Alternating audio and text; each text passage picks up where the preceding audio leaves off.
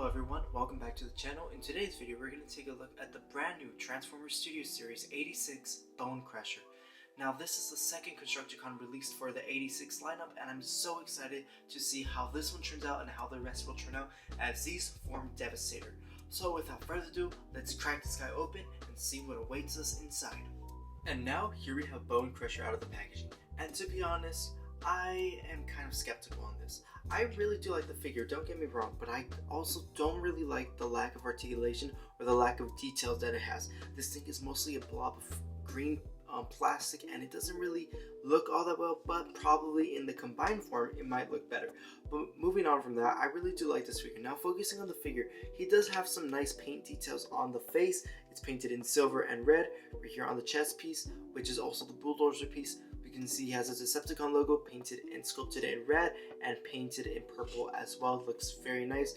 The hands on the figure are painted in purple, so you can see that right there, painted in purple. Unfortunately, like I said earlier, this thing lacks articulation. It doesn't have a wrist articulation, so which is quite unfortunate. It's really annoying when figures do that. They don't have all the basic things that figure needs, but I'm okay with that for now.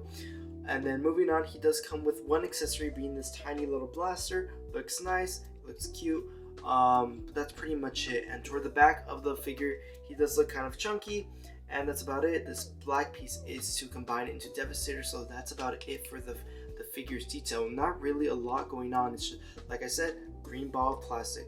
But overall, the articulation on this figure, he does have some articulation. So he has a neck joint mostly due to transformation. He also has a head joint, kinda, but he could swivel it around. He does have a ball joint at the arm, so he has a lot of range of motion on the arm. He does have a ball joint at the elbow and a hinge joint as well, so mostly due to the transformation. And unfortunately, no wrist rotation, like I said earlier. And I do feel like the arms are a little small, in my opinion. They're a little small compared to the body. I feel like they should probably be a little bit longer, but I'm not so sure. Unfortunately, there's not that much waist swivel unless you open up this piece and you have waist swivel, and then you also have an ab crunch as well, but you aren't really going to use that as this piece has to be right here. And if you want to rotate the waist and have this, it'll look like this, and it just looks completely awful. As far as leg articulation goes, he does have a ball joint at the leg, so it's kind of stiff, so I do like that. He has a mushroom peg at the thigh. He has a hinge joint at the knee past 90 degree.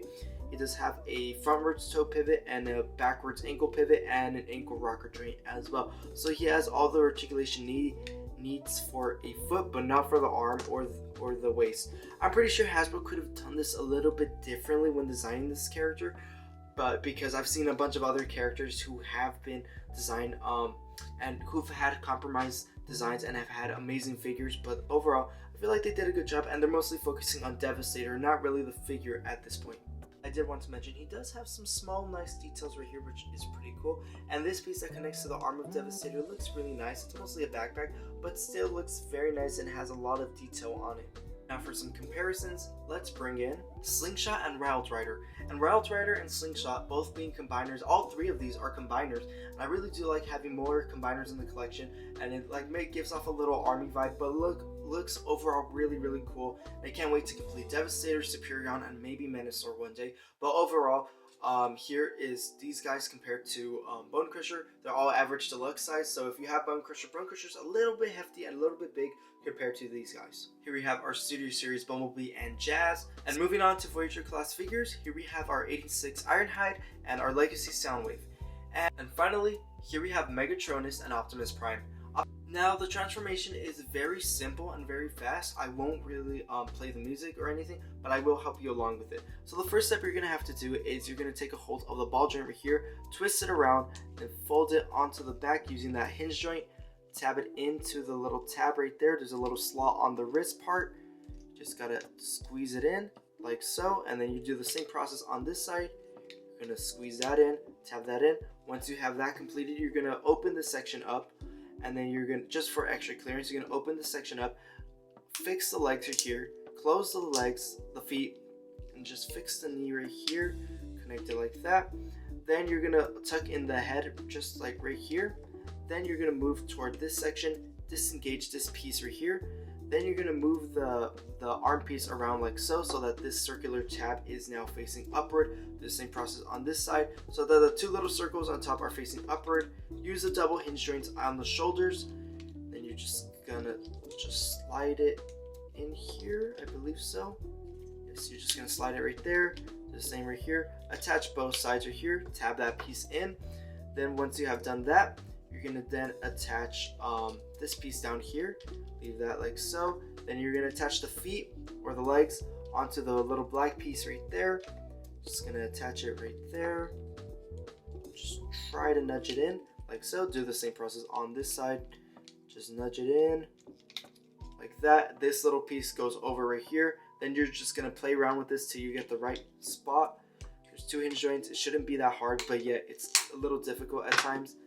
And then you just gotta I believe it's something like along the lines like this or like this.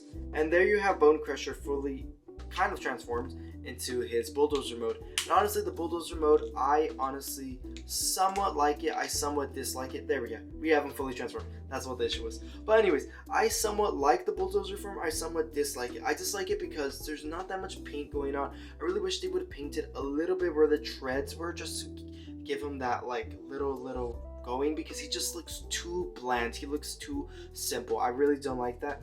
I do like the Decepticon logo we do see and the purple we do get right there, but other than the little paint that we do see right here on the treads right here, I feel like it should have had more. Maybe right here it could have had more, but other than that, I feel like the figure's transformation is very simple. We completed it in like around a minute, so that's really interesting and it's very fun. For comparison, here I brought in our Studio Series Bumblebee and Bumblebee to Bonecrusher. Bumblebee is obviously smaller, so this gives you a sense of scale. And from Bonecrusher to Wild Rider is a little bit bigger, so it gives you a little scale on how big or wide Bonecrusher is. How tall he is, he's just barely a little taller than Wild Rider with the guns attached, and a little bit taller than Bumblebee as well. But other than that, these are basically the deluxe sizes that you have. So I'm going to show you how to transform Bonecrusher into the arm of Devastator. It's very simple, and the instructions or how to transform it aren't on the instructions inside of Bonecrusher's box. However, they are on the instructions of the Commander 2-pack of Hook and Long Haul. But anyways, it's very simple how you're going to do it. First off, you're going to separate the legs right here. Now that you have this open, you're going to move this piece down and then rotate it so this becomes the elbow of Devastator. And then this piece right here is going to hook onto Hook and Long Haul, the Commander class, and then become the arm. Meanwhile, these pieces, this piece has a secret little opening right here, so you just have to open that. And then you tilt the leg right here. Then you move this piece right here, combine them like so, just combine them like that. And then there you have the arm of Devastator fully transformed. It's very simple. So this piece is going to attach onto the body. This is basically the base for it, and then this is the entire arm. This is the elbow, so basically Devastator's elbow is going to attach right there, and the other piece with the Commander class is also going to attach right there. So yeah, that becomes the arm for Devastator. Overall, a pretty cool design. I also think you do have to move this around a little bit, but other than that, it's pretty cool on the how they designed this. It's really cool. I really do like it. So that about wraps up my review on the Transformers Studio Series 86 Bonecrusher. Now, on a rating of this figure, I'd say this figure is about a 6 out of 10. I do enjoy this figure. It's really fun to mess around with. However, the things that do tick me off about this figure is the fact the arms are a little too small, but I think it's also because of the transformation. They need to fit in perfectly, so I will let that sort of slide.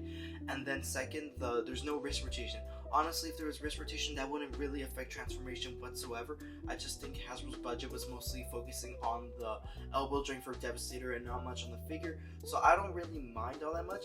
And I did not like that that the waist swivel and the ab crunch are literally useless in this figure unless you remove the chest piece, which honestly makes this figure look horrible if you remove the chest piece. But overall, I think the figure is solid.